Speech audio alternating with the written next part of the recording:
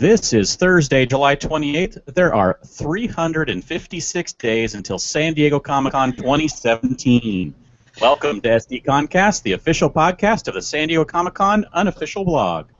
VANUHTEE, go. Oh my god, I love LiveJournal, and my LiveJournal loves me.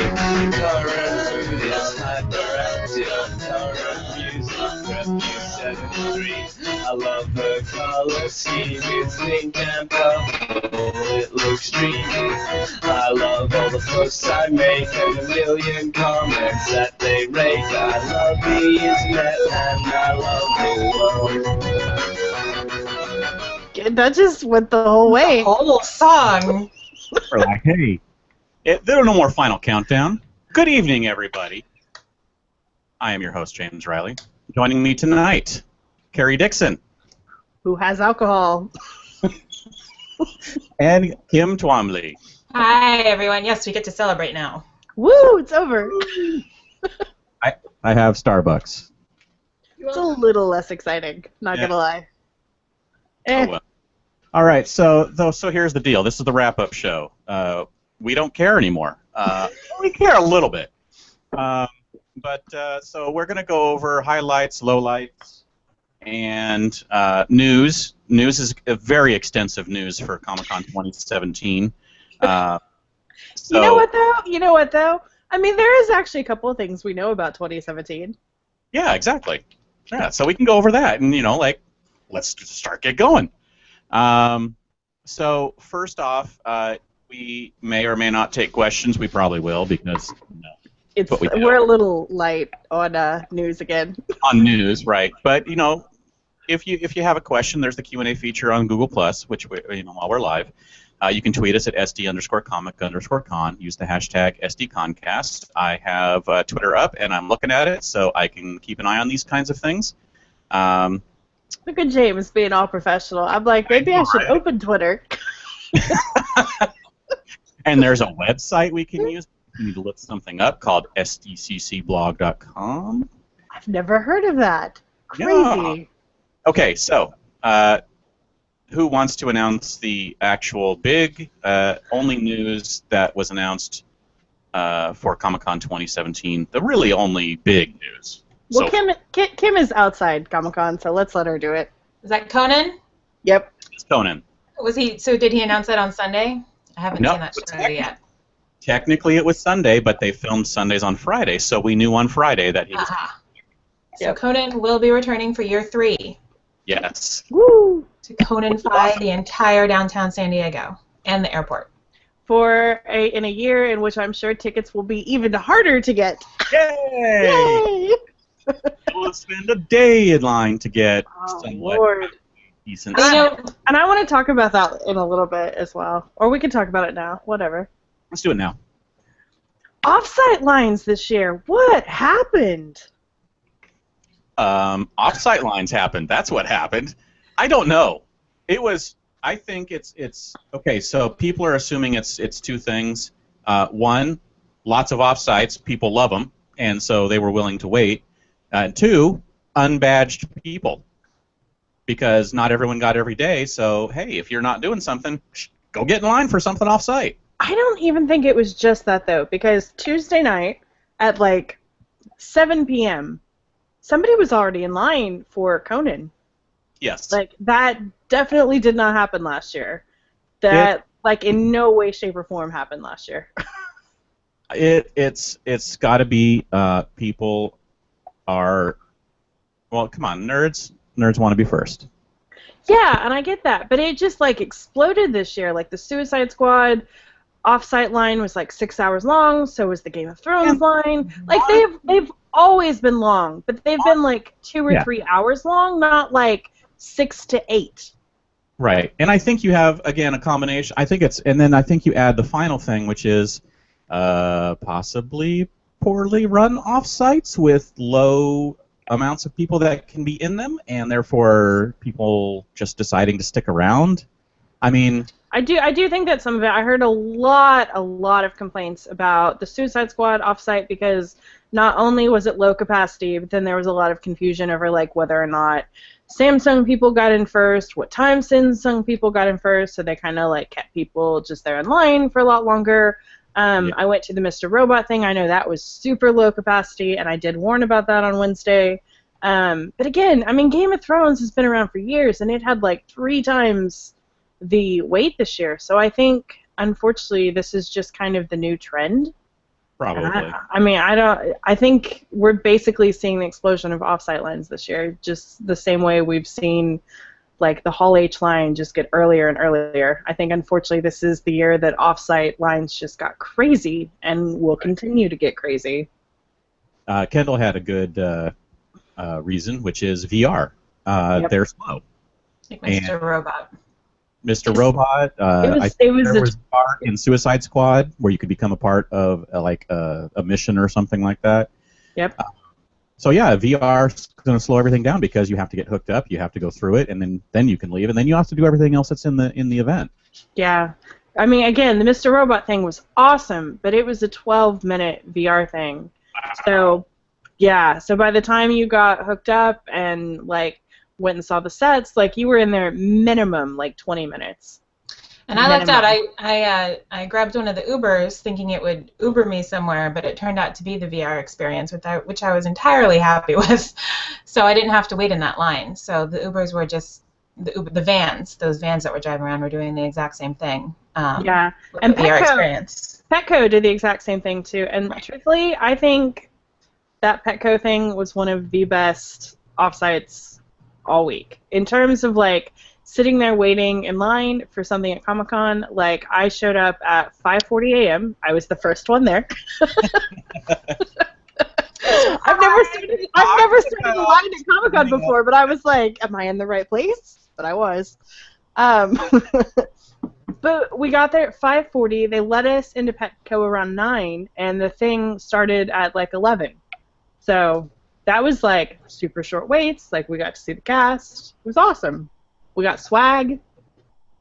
Yeah, so it's all about these offsites picking the right venue for what they're doing. So you can't have a teeny tiny room that only fits a few people if you're a big promotion, a big TV show or movie.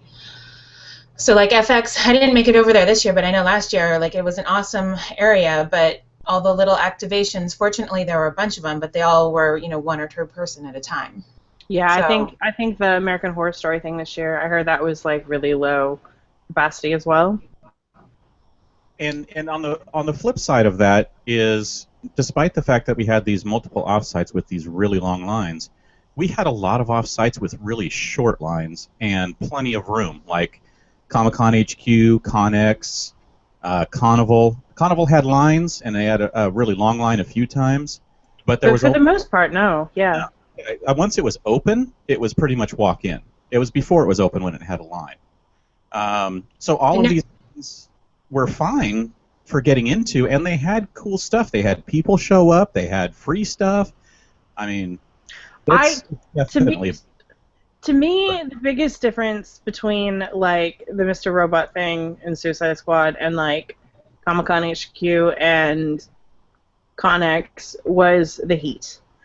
Like, at least if you went to Mr. Robot, like, you got to eventually go inside where there was air conditioning, Right. Whereas this year the heat was so bad, like, who wants to go sit out at Comic-Con HQ in the blistering sun, It wasn't, it was our humidity, unfortunately. Yeah. It wasn't just that. Because the heat was okay when there was wind.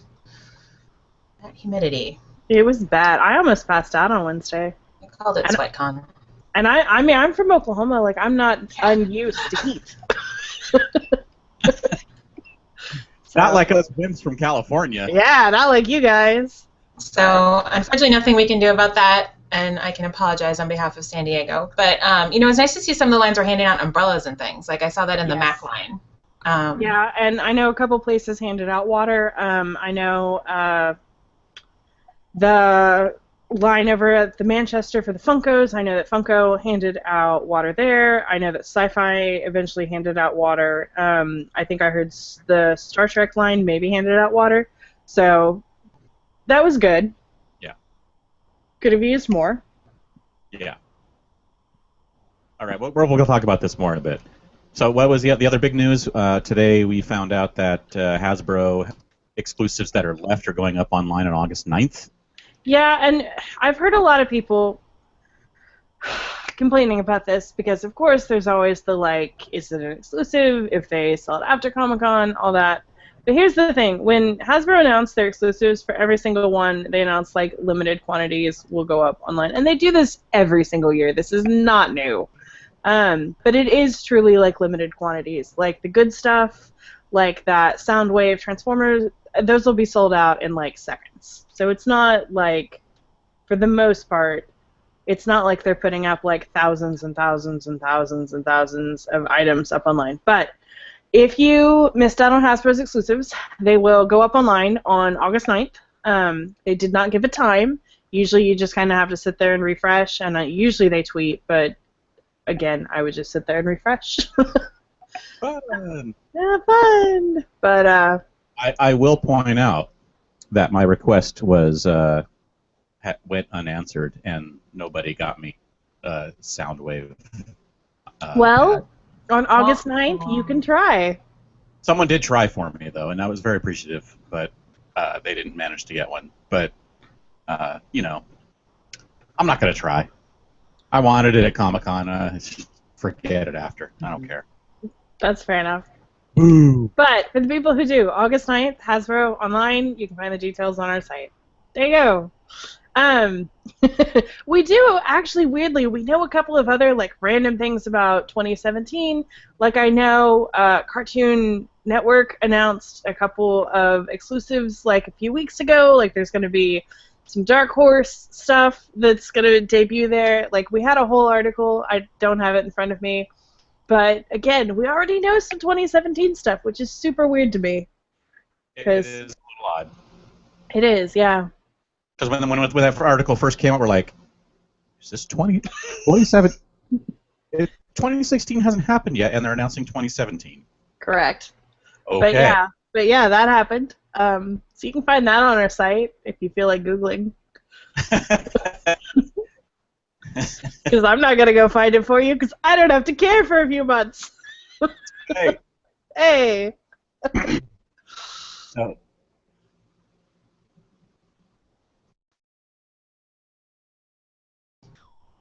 Sorry. You're okay. So the only other real news is, of course, Funko's exclusives for the shared exclusives are in stores and online now. So good. Happy hunting on those. I saw some today in Barnes & Noble. And I posted yesterday that the Doctor Strange one, which was the only one I didn't get at the con that I wanted online, he went back up online on GameStop.com, and you can also just walk into a GameStop right now and order him there, and they'll have him shipped to the store for free. So there you go. There you go. Nice. See? Done. I kept telling you guys, like, you don't need to wait in Funko's crazy line for 90% of these. So. Yeah. All right. That's it for the news. We're done with news. We're so done with news. So done. 2016 is over on news. No, it's not. Now it's wrap-up time. Now we have to go back and look. It's not news, though. It's wrap-up. So technically we are done with news. Okay. How do you want to do this, James? Highlights. Let's start off and go over what the article we wrote, and let's go over the article, or go over the highlights really quick, and then we kind of go into personal highlights. So, number one was panels. The lines were so short for almost everything. And I mean, yeah, sure. Okay, there's always going to be exceptions, like Saturday, Hall H, not a short wait. And like some random little things like Animaniacs wasn't a short wait. But for the most part, like, the panel lines were really good this year. You didn't have to show up like 4 hours early. Most of them, you could just walk in. It was just an awesome year if you cared about panels. 25th anniversary was actually very crowded and the room was full. But if you had gotten into the panel before, like the Jim Davis panel, if you got in for that, you were fine. It was 1 hour. And you got to see the first time Jim Davis ever came to Comic-Con. Which is pretty awesome. Yeah. So yeah, it was all kinds of stuff like that all weekend long. Yeah, like I went to the Mr. Robot, and I went to 6BCF right after the Petco thing, thinking, oh God, like there's probably already gonna be a couple people there. No, I walked in and got like third row. So everyone was outside basically, or on the floor. yeah. We're playing Pokemon Go. We're playing Pokemon Go. Thursday and Sunday, the floor was really busy. But like Friday and Saturday, lines still were not bad, and the floor was not bad. So I don't really know where everyone was this year. Offsite lines, I guess. Yes, so which is our number 2, the diversity of offsites and parties. We have already talked about them. There was a lot. A lot. Like I feel like more than usual. I think the addition of Comic-Con HQ and ConX and the sci-fi thing kind of just spread out everything, and then just allowed all of the other stuff that's normally there to exist as well in the realm of offsites, and then all of a sudden you have just like this massive amount of options, just like you have this massive amount of options of panels to go inside the convention center. I mean, it's basically, it's just, you can now fit double the amount of people at Comic-Con because of so many offsites, and now you can't fit them. Now people don't show up, okay? We don't have that much room. It's true. And Jennifer brought up a point that we've talked a little bit about internally as well. Jennifer said that the floor was so nice on Saturday that she really wondered how many people were getting in on fake badges in years past. That has been a common thing, yeah. Because it's true, like, compared to previous years, beyond the offsites, lines felt way shorter, like, way less crowded than other years. So it was a weird year. Yeah, I think that's one of the things we'll might talk about more. But for now, mentioning that, yes, I think that the RFID cut down counterfeiters, which apparently was really easy, and a lot of people did. So hopefully that continues in the future, and they can manage expectations on lines, and maybe we can plan a little bit better from now on. That would be awesome. So third on our list was the exhibitors, and it was basically we talked to some people, and they had a great year. And again, okay, because some people were arguing with me in the comments, I'm sure not every single person had like the best year of their lives, but everyone who I spoke to was having like a really good year. I know like our friends at Toddland and Factory Entertainment, they both told me they had the best year they've ever had.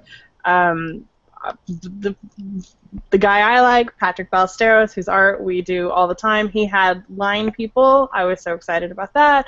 Like, it was just a really good year, I think, for vendors. Like, everyone I talked to was doing pretty good. So that's really good, because when you have all of your exhibitors doing well, that means your convention is doing well because people are showing up to spend. And that's one of the things also that the short lines helps, is if there's shorter lines and people aren't waiting in them, they go to the show floor and spend money. Yep. And that is very important for the health of a convention. Yep. And the health of your exhibitors, too, because, you know, it's a little expensive to go to Comic-Con. Is it? A little bit. All right, so number 4, Marvel and Warner Brothers, beginning and ending Hall H with great stuff. I mean, flat out, great stuff this year. Not all of it has been to your taste, but it was still really good.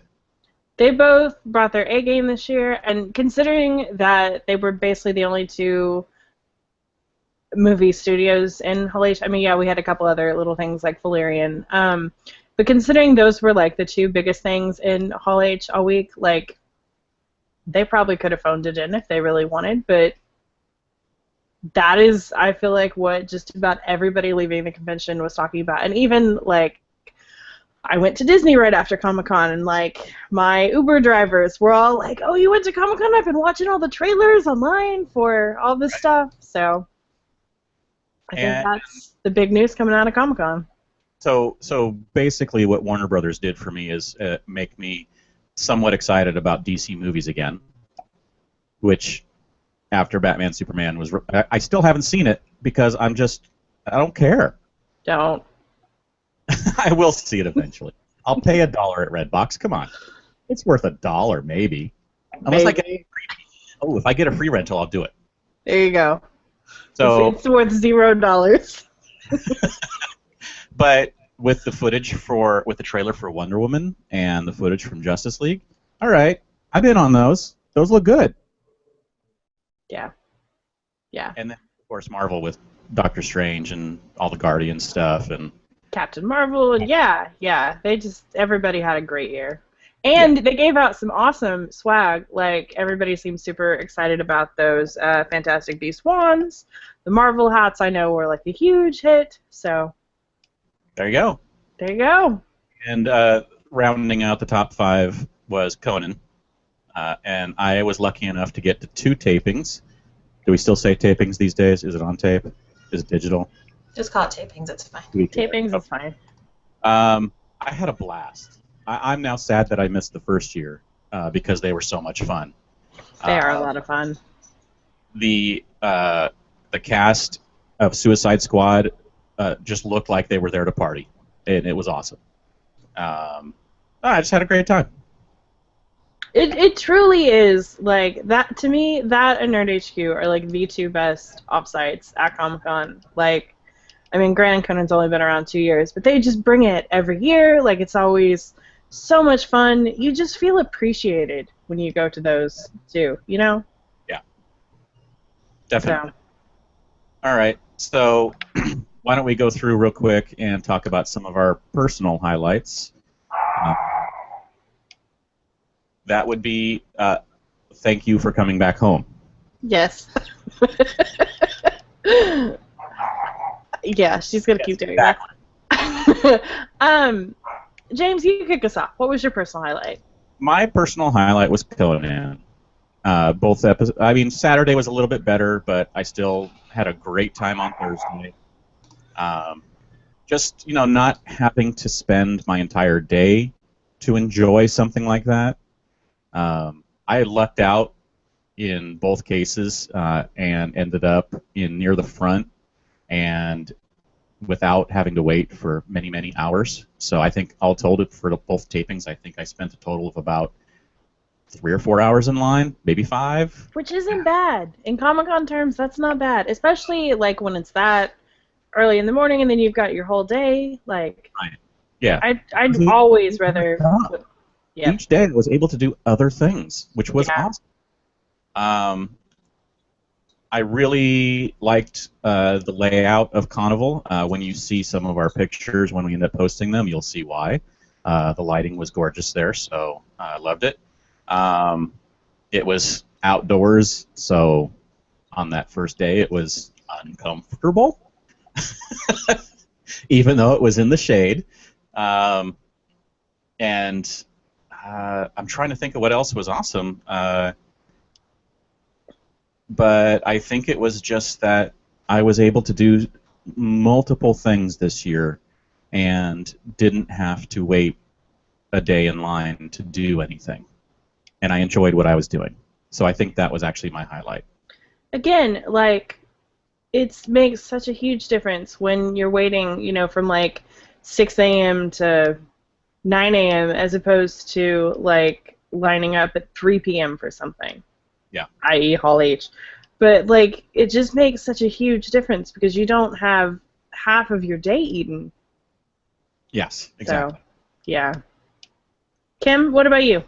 What did you enjoy this year? Well, Conan is definitely up there. I got to go Wednesday with the cast of Silicon Valley, which is a show I really like. So you've already talked about that. It's a great experience. They get you in and out. They get you excited for stuff. You get a Funko. So that was a lot of fun. But my highlight is definitely Nerd HQ. Really, as always, I guess. I kind of lived up to my website name. I didn't go to a panel in the convention at all.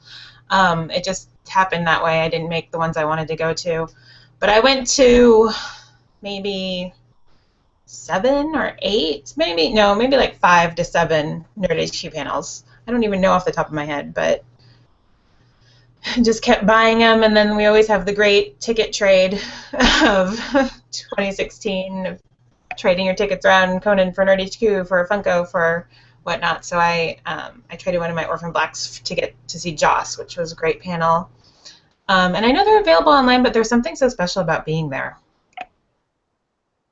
Yeah. And then great setup. You know, I miss them when they were at Petco because it was so much more space, which, you know, now we have with Carnival. But they had the great stadium seating this year. The AC was great because I know people were talking about that from last year. Did you go last year? Me? Yeah. To Nerd HQ? Yeah. To panel over there. Of course. Yeah, it was like night and day with that tiered seating back in. Because, yeah, you couldn't see. I think Shatner, I was in the back, and I was just like, this is, I don't know. Why did I come here? I was watching the monitors more than I watched him, really. So this year, you could see from all angles, and it was a great setup downstairs, and then, you know, you could get your box of cereal upstairs in the mornings when you came in. So I didn't do any gaming this year. I gamed with the Battlefront that they had last year, but it looked like people were having a great time. The lines weren't terrible. Once you got your RFID, it was super fast to get in. Yeah. So a great time. Well, I completely agree. For me, Nerd HQ is always, like, I just love it. And I'm with you. I love Nerd HQ, but after last year, I was a little bit hesitant. I was just like, God, you know, like, if they don't do tiered seating, is it worth it? Because you're right. Like, if you were in the back, like, you couldn't see anything, but they fixed all of their problems this year. I had so much fun. I just love what they do. I loved all the cast that they had. Like, I got to see Hiddleston. I got to see Chadwick Boseman, which was a lot of fun. Stephen Amell. Like, it was just a great time. And then I also, again, I had so much fun at that Petco Mr. Robot thing. And where is it? Where are you, Scott? Scott Mueller, who I met and hung out with all morning, said that he got to shake hands with Rami Malek at Petco, and it doesn't get any better than that. And he's not wrong. We had a whole lot of fun. And on that same note, it is so much fun meeting you guys. Like, you, like, make our day when we get to meet our readers, and you guys come up to us, and you're like, oh my God, are you with the blog? Like, and you tell us that you actually read our stuff. Like, it just makes our day. We talk about it all the time internally. So that, as always, was a huge highlight for me. And I totally forgot to mention the delivery of pizzas. Yes! Which was so much fun. We did, for anyone that wasn't aware, what was it, like 11 p.m.? Yeah. Massive amount of pizzas arrived at the Hilton Bayfront, and we got a taxi to get them down to the line. So. We knocked it out, though. We knocked it out. And whichever one of you yelled at me as we were passing out the pizzas, have you seen the KFC bitches yet? You made my night. I appreciate that I'm known, basically, now for KFC and a Mr. Robot Ferris wheel. I'm fine with that. And I'm still bummed. There was a Ferris wheel. I know, there was right? one. There was one. But it was literally just a Ferris wheel that you had to pay $2 to ride. Like, where's the fun in that? What? You had to pay to ride it? You had to pay $2 to ride it. It was literally like the local carnival company had brought in the Ferris wheel to try to make some money. Yeah, Petco Interactive was a little empty this year. Yeah, it was like half the size this year. There was a lot of space there. Oh well. That's the way it goes sometimes. Yeah, a lot of corporate might have had stuff there. something to do with the All-Star game, right? Because they didn't really start planning it till late. Yeah, when we talked to them, every time we talked to them, they were like, yeah, we just have All-Star. We'll deal with that later. And it was like, you guys know Comic-Con's in like 2 weeks, right? Cool. What? We got an All-Star game to get through. Leave us alone. Pretty much, yeah. So, Carrie, what was your highlight? Did you already say it? Yeah, I mean, Nerd HQ, the Petco thing, all that, meeting people. Okay, cool. I just had a really good year, so. Let's get through some of what people thought had some good experiences with. Howard Wilson says that Amazon's The Man on the High Castle was pretty good, but the VR experience was like an old game of Myst. That does not sound very entertaining. Let's see. Stephanie says that a lot of offsites upped their game. So many had cool, meaty stuff with celebs, tons of freebies, and food. Yes, that's always welcome. Freebies and food. Let's see. We have Scott said that Comic-Con HQ was awesome. Panels with no waits. When we were there, yes, Orphan Black showed up while we were there waiting for my starring moment. Thank you. I'm just kidding. But I happened to be there when Orphan Black showed up, so it was awesome. And they just come on stage, and there was a bunch of seating, an open room. You could stand around, you could sit, and you could watch them, and they were there for 5 minutes maybe.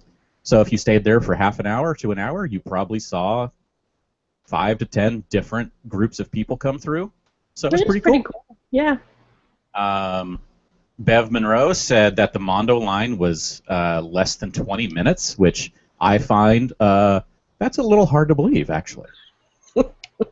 That's amazing. Yeah. Scott said the Mr. Robot Repair Shop was great. It was. It was. I didn't go, but hey, I'm sure it was. So after all of that, let's get to the not happy portion of the wrap-up, and that would be the losers of Comic-Con, or the bad stuff. And the first one is line staff, security, and operations. Yeah. Where to begin? Oh my god, like, I know Thursday we talked internally, it just felt like a total regression. I could not wrap my head around the stuff that I heard was happening. It's like, this is a convention that's been going for 40 years, and some of the things that you were hearing were happening was amateur hour stuff. And the only way I can wrap my head around it is really poorly trained security or security who didn't care. It had to be one of those two. Basically, I mean, and look, this is not just us complaining. Like, this was like stuff that they've known how to do for years. Like, all of a sudden it was like they just totally forgot. Like, on Thursday they didn't throw up the mesh between Hall H and the everything else line so people could jump back and forth. We heard like security harassing people. Somebody tweeted about like security telling people to pee in a bottle because they couldn't go to the bathroom. We heard multiple stories of them letting in like shoots in the wrong order into Hall H. We would hear stories about like they would open up for one line but then not for another, and then while they were holding a line, like they'd open the doors and so anybody off the street could walk in. Like, it was just bad. Right. And it some of it got better after the first day. I mean, yes. The first day it took hours upon hours to get everyone in out of the exhibit line, and that made a lot of problems inside the convention center, where now that it was open, exhibitors could feel free to go around and buy exclusives before a majority of the attendees actually were able to even make it into the exhibit hall, like the Deadpool Blu-rays. That was a fiasco.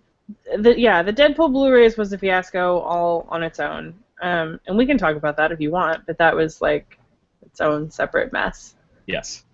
But, I mean, by Friday, they were getting people through quicker, so, you know, I don't know, it's just, it was bad, and they really need to look into that and figure out what's going on. Well, and it wasn't even just that. Like, I heard this comment as well. Kendall just said multiple sources reported that security at Indigo thought no photographing the content on the screen meant no photographing anything in the room. Like, apparently security was telling people, like, you can't even photograph the cast. And I heard that didn't only happen in Indigo. I heard that it also happened in Ballroom 20 on Thursday. So, look, I get it. There's multiple security firms, staffs, whatever you want to call it, that they contract out, and then on top of that, like, it's the convention center security, and then the ones that they hire, and then CCI has their own people and all that. But there needs to be like some kind of general training that's clearly not happening. Right. There just needs to be something, because this year was a mess. There is a security Bible that Comic-Con hands to these security companies. That security Bible never makes it down to the grunts on the field. Yeah. They don't get trained. It may get down to the team leaders. The team leaders say, keep people in line. That's all they hear. Which is not okay. Like, there needs to be, like, some kind of, like, seminar or something that they go sit through or something. Because this year was awful. This year was worse than I have ever seen or heard at Comic-Con. And this is nothing to do with the normal security problems that we know happen every year, which is you ask 4 different that's the same question, and you get 4 different answers. That's expected. We know that's going to happen. It's awful. It's not good, but we know it's happening, and you can kind of adjust for that based on, okay, what's kind of the consensus of all 4 answers, kind of, and get to what's hopefully nearest the correct answer for things. But yeah, it was bad. We need them to do something about it, because I think that's definitely something that if they don't fix that, it makes having over 100,000 people showing up that much more of a mess, and we can't have that happening going forward. No, well, and not only that, but like I know somebody commented on our blog that like there was a guy in line for the Star Trek thing who was like harassing these 2 girls, and when they went to security and told him, like, he basically just shrugged. Like, this is not okay. Yeah. Not okay, people. So, I mean, at this point, the best thing that you can do is email CCI. They have a contact form on the bottom of their site. Just tell them the problems that you had, what you saw. I mean, obviously, it's really too late to fix anything this year, but hopefully, maybe they'll take some measures to change things next year, or maybe they won't. We'll see. But be constructive. Let them know what the problem was. Don't just rant and rave about not getting to the specific panel you wanted to get to. Give them examples of why you weren't able to get to the panel you want to, or if there was some specific thing that happened that you can point to and say, this is what happened that I think is wrong that you should look into. Yeah, agreed. We already kind of talked about this. Off-site lines were horrible. We all know that. So. Again, it was just way worse this year, and I'm so afraid that like this is the start of a new era. But if they continue to bring things that draw these kind of crowds, I hope the same thing happens that happened inside the convention this year, which is no people. Things leveled out. People were able to get into stuff with minimum waits. Yeah. The popular stuff, come on, people, we know. The popular stuff is always going to have a line. Look at Hall H. It didn't matter that all these other things were going on. People waited a day for Hall H on Saturday. Yeah. It's going to happen. But they were still awful. And then the other awful thing that happened, which we've also touched on, is the weather. Who do we blame for it? I mean, there's no one to blame. It just, if we're talking about like what wasn't great at Comic-Con this year, the answer is the humidity. It was bad. I mean, I apologize to anyone at the last half of the day who was near me, because if I had to walk somewhere almost every day, and I didn't, I was taking Ubers to go 6 blocks at a certain point, because I took quite a few Ubers myself. Yeah, you know what though? It's such a good idea. I took cabs and Ubers like everywhere this year, and my feet don't hurt. First time ever. I still walk a lot, but I did ride a lot too. So. Yeah. Yeah. But weather, you sucked. Yeah. The Wi-Fi. Not great. I think. Not great. So here's the deal. The free Wi-Fi was always meant to be just from Cox. The free Wi-Fi from Cox was always just meant to be in the gas lamp. It was never going to be in the convention center.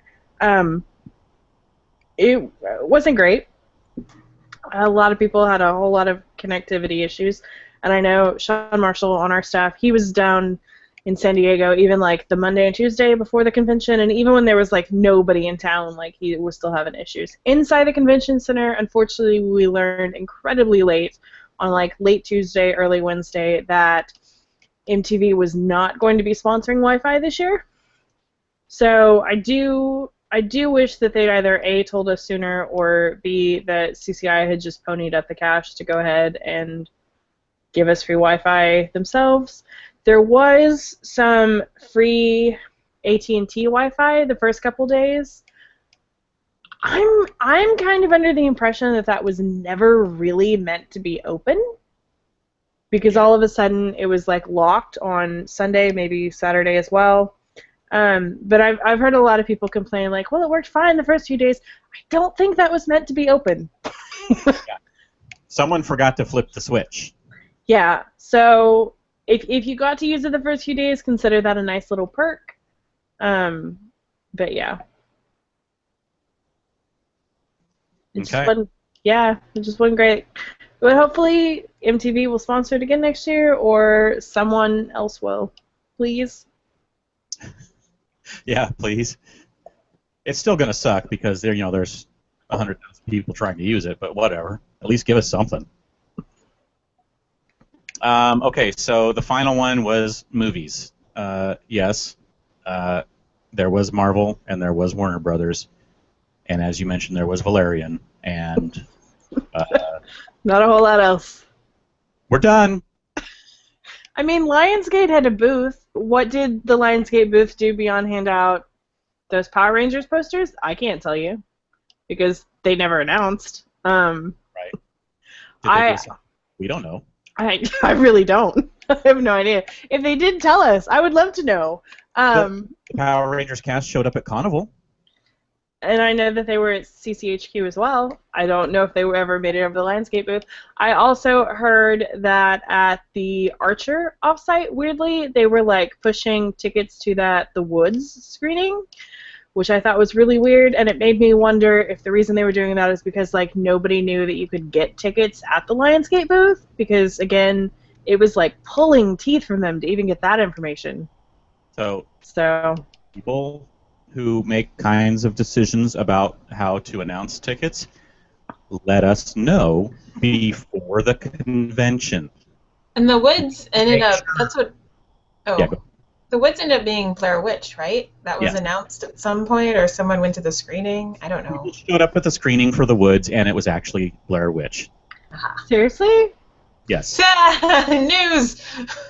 Yeah. Oh my god! I just remember seeing it trending on Twitter, and I was like, I didn't understand, and then I figured it out. I know someone who went, and they're like, yeah, we went thinking we were going to go watch The Woods, and we showed up to the Blair Witch sequel.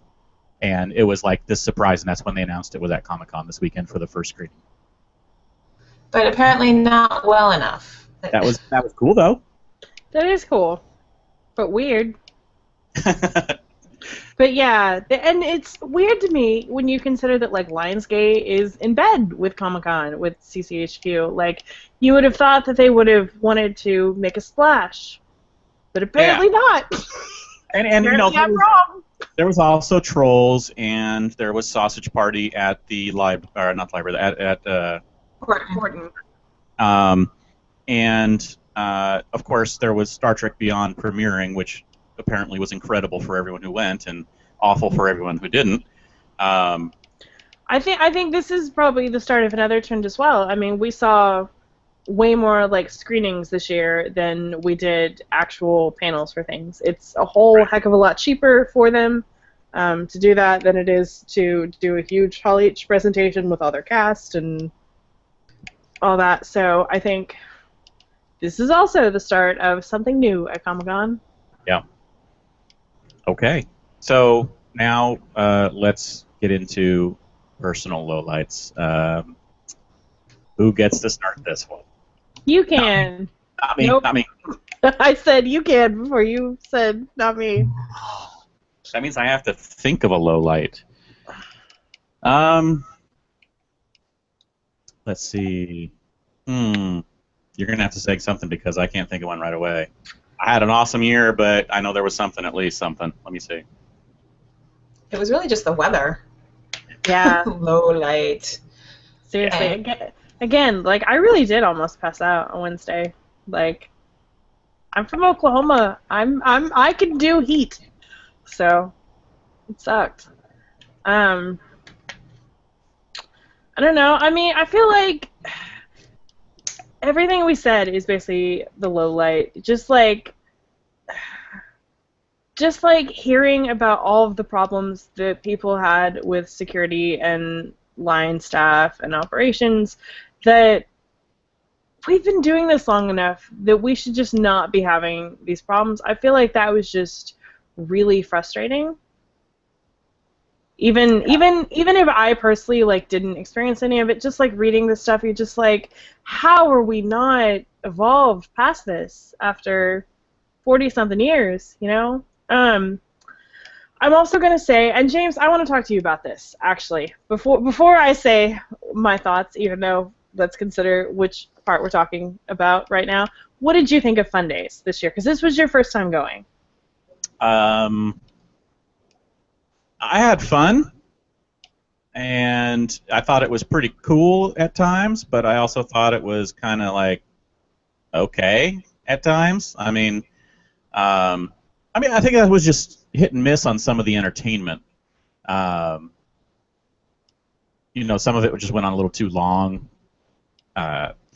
and there was like gaps between being able to do something or win something or whatever. I mean, it just felt like it was kind of overextended for everybody to be able to do stuff. So like, there was something for each. If each individual person had something to do, it was like there was big gaps between you could do something. But some people got to do stuff a lot because they got to go up and spin the wheel or drink the corn or whatever it was. Or the award ceremony was only for certain people, so that was like a half hour or so of what do I care kind of thing. They're not awarding me. What do I care? It was. I talked to Sean about it as well because Sean had never been, and I talked to several other people, and I feel like if you hadn't been, you enjoyed it more than if you had been in previous years because it was just so different. Like Kim, you went last year. This year there was no cheer dancing. There was awful. I know, right? There was no throwing of exclusives. And look, okay, I 100% understand why there was not those things, and it's because last year was dangerous and people broke limbs, and something did need to change. But it was an experience. It was an experience. But what they did this year instead was basically we were in our 4 little sections, and they would have everybody yell and scream, and then they would bring out a black bag to each table and drop it on the table, and it would have however many chairs there were, let's say 8. It would have 8 exclusives in the bag.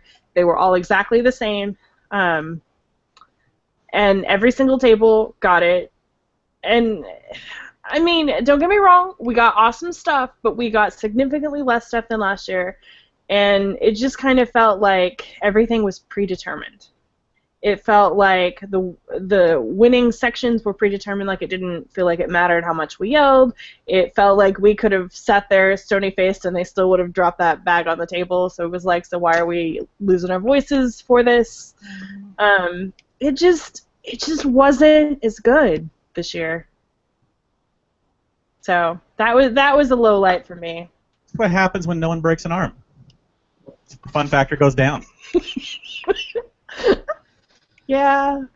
Look, okay? I am all for them making it safer, but I feel like there's still ways to do that and still have it be fun. Like, it's Fun Days. It's supposed to be fun. And this basically felt like you said, the entertainment went on way too long. The way that they distributed stuff was really weird. It just wasn't as good. So that's my personal opinion. You don't have to agree with me. Yeah, I had fun at times. Like I said, I had fun at times. Other times I was sitting around just waiting for the next thing. Yeah. So, hey, but got some food, got some drinks. Yeah. It's still one of the best things at Comic-Con. But I feel like every single person who I've spoken to was sitting there like, is that all there is? So. Right. I don't know. Yeah.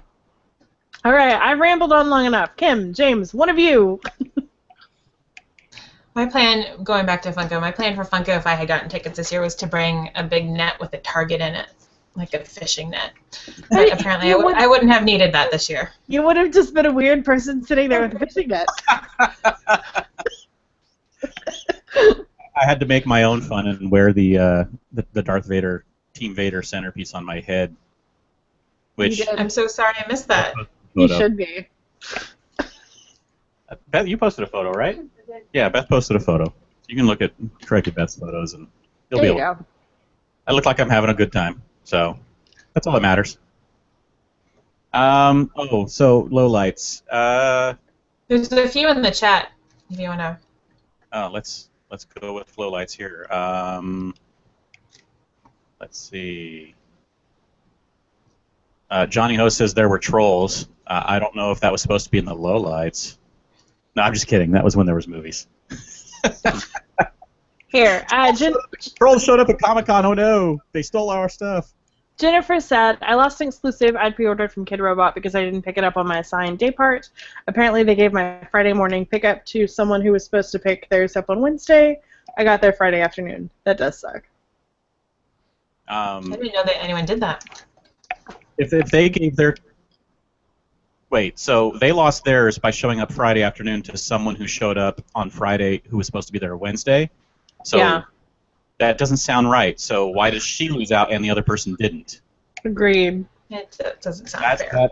That would be worth a complaint to Kid Robot and not stopping until they give you satisfaction on that, because that does not sound right to me. I agree. Bev said... Sorry. No, go ahead. Bev said line staff announced 15 minutes before Bob's Burgers that it was full and no one would be let in. Then about 20 minutes later they started letting people in. Felt bad for the people who fried in the sun for 5+ hours and left when they were told to. Again, that's just line staff. It's all communication. Yeah. Which is not CCI's strong suit. Sorry, kids. Now, which Bob's Burgers was this? I assume Bob's Burgers over in Indigo, right? Oh, okay. Yeah, that is a problem when they do that.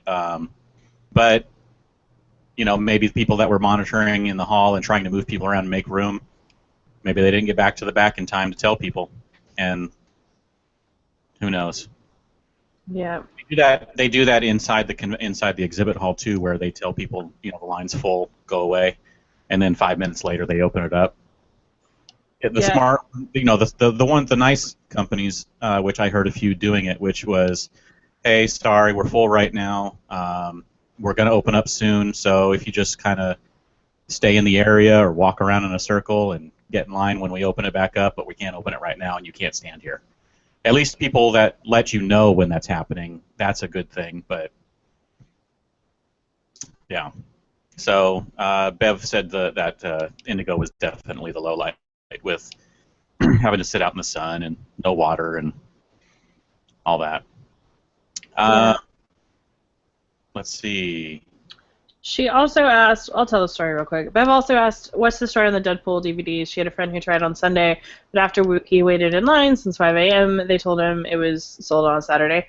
So when they opened it up on, I believe, Thursday, they initially weren't doing a limit, so they had vendors coming through and buying like 20. So first of all, they oversold their allotment on Thursday, which was a big problem, and then it took them like a couple minutes before they implemented a limit. So luckily, after that first day, or at least after like the first half hour or whatever, they did start implementing a limit. But because they'd already oversold their allotment, like every day they were way down. It was supposed to be like 200 a day or 250 a day, something like that. And I know one of our readers, Lauren, I think it was Saturday, she was number 95 in line, and they had 92 DVDs left.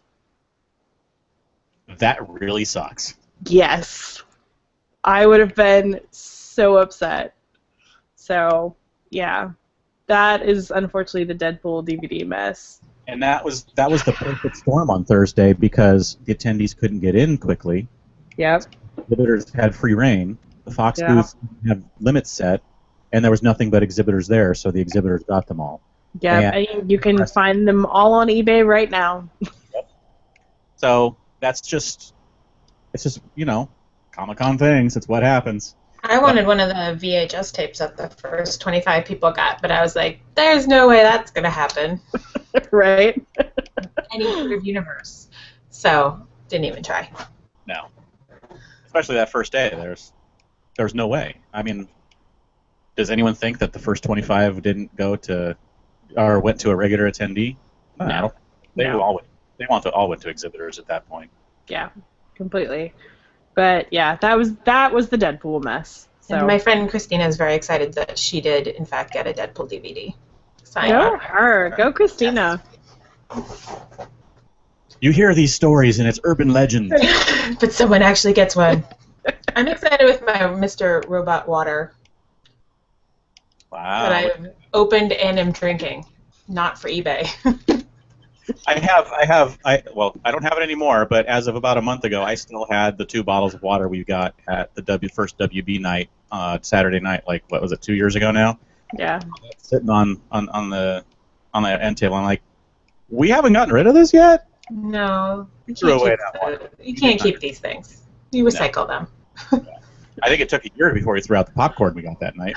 Okay, Scott, I want you to explain this more. Scott said the Vikings booth was really bad. I have a video of me standing in a pet store looking at snakes.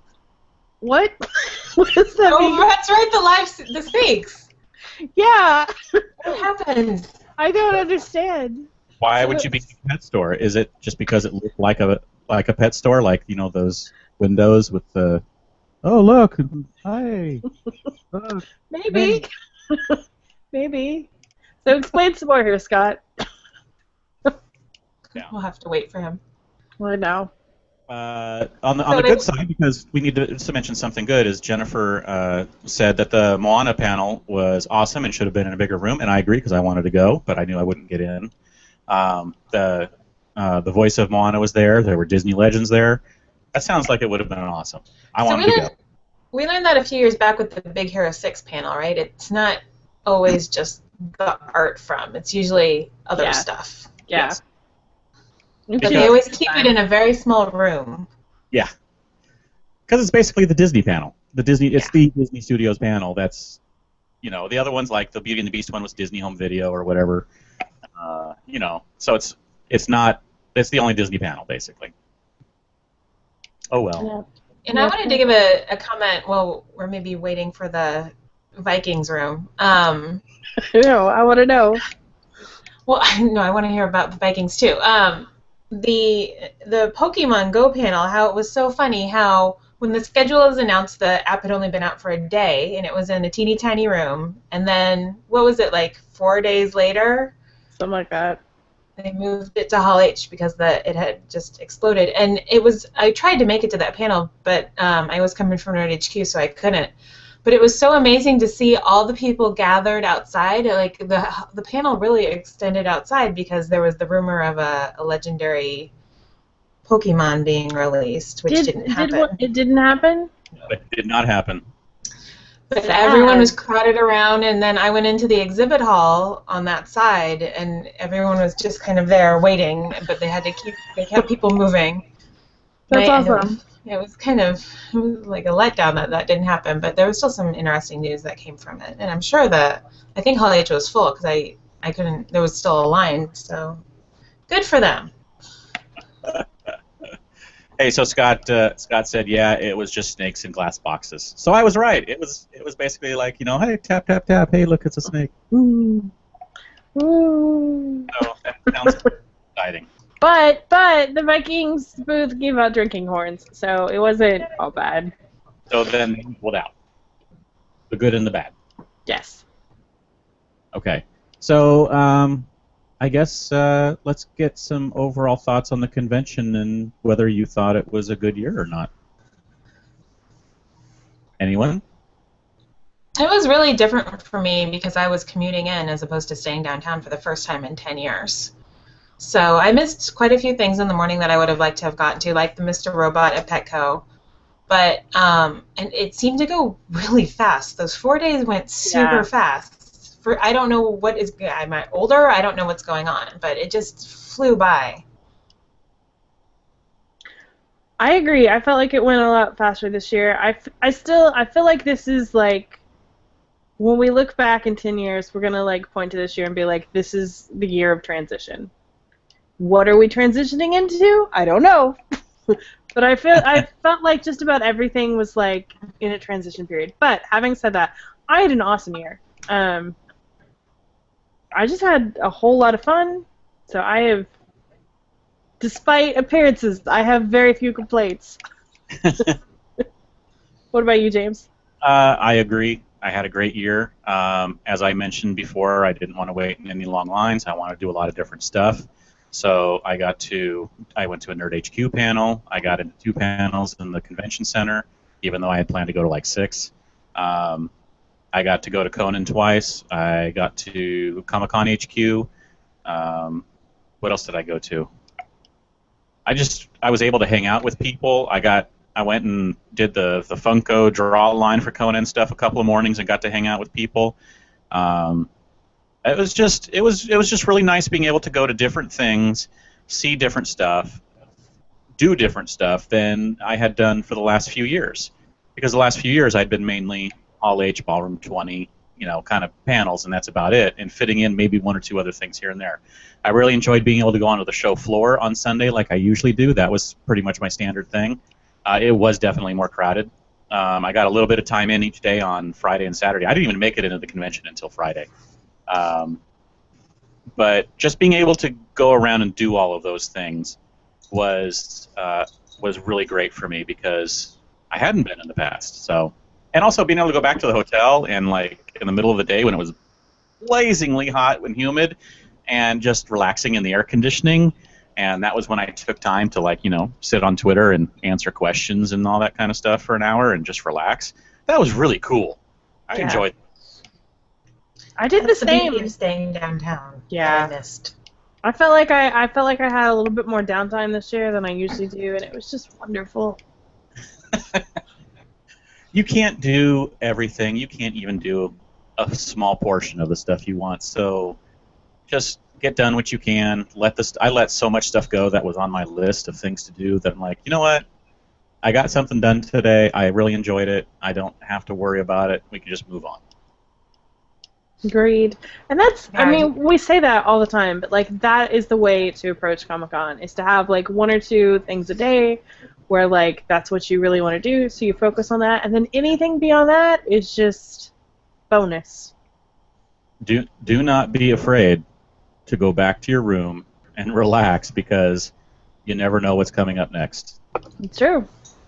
You have the time, do it. I highly recommend it. And I also highly, highly recommend now taking cabs and Ubers if you're going more than a few blocks. Great decision. Best decision of 2016. It's great, except for they're not really close to the convention center for being able to get out of that convention center in any amount of time. You have to walk a couple of blocks to get far enough away in one direction or another. See, I was staying at the Omni, so I would always just hop over to there. Right. Because it's like a 2-minute walk from there to the convention center, so it's not bad. But in that heat, still?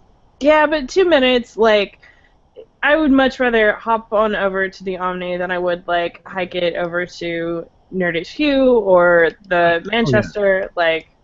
Yeah, great decision. And also, pay attention to which way the one-way streets go, and maybe walk an extra block to go to the street in the right direction, and then call for your Uber or taxi. Yeah. So you can be already going in the right direction. Pro tip. Yep. So there you go. I think that's. I mean, is there anything else we really need to talk about Comic-Con? I mean,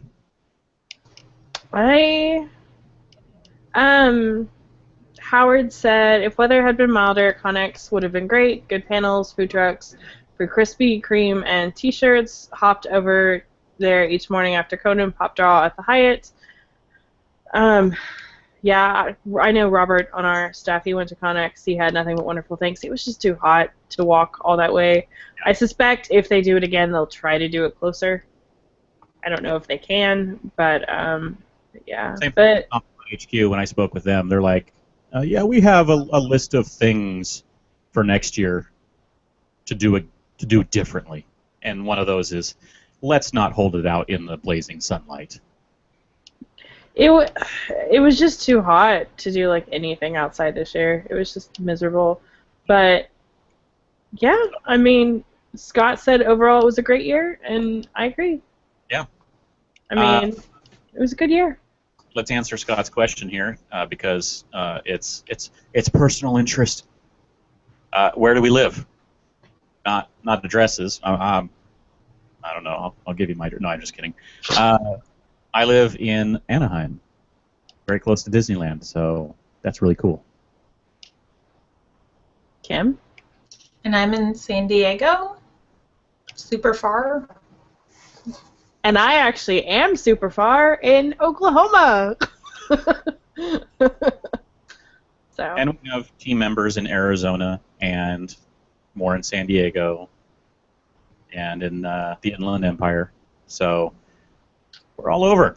Yep, North Carolina for one. So Yeah. our graphic designers up in Michigan. Yeah, we're all over. You don't have to be in San Diego to cover Comic-Con. Nope.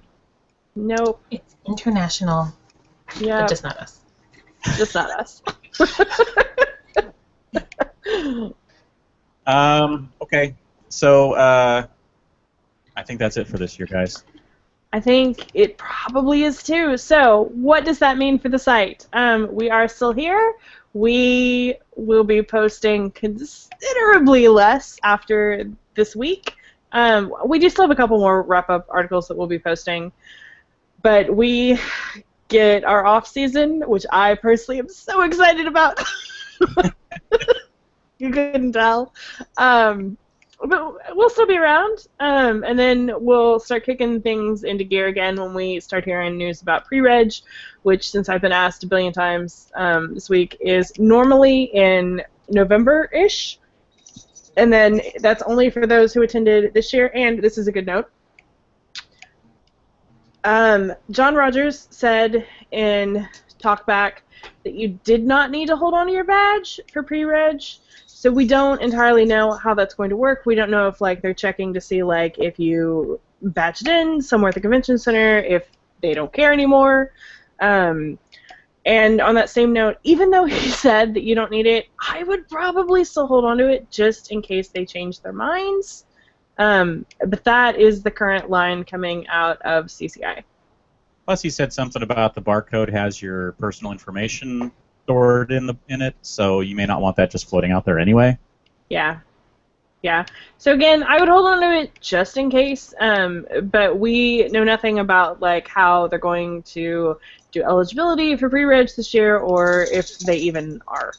And by that I mean that extra step to prove you got your badge and you went and all that. We don't know what's going on with that. But again, that we'll probably start hearing more about that in October, November-ish, and then open registration for those who did not attend in 2016 or who are not lucky enough to score badges in pre-registration is typically in February, March. Right. So that's what I've got for you. Okay. What about? We didn't really talk too much about our own party, so Carrie, you want to mention that real quick?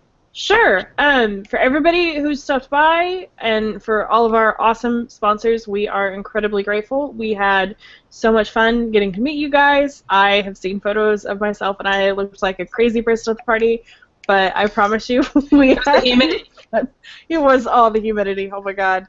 But we had so much fun, and again, we're so grateful that you guys came out, and hopefully you guys had a really good time. We worked our butts off trying to give you guys a good party, so if you had fun, let us know. If you didn't, don't let us know.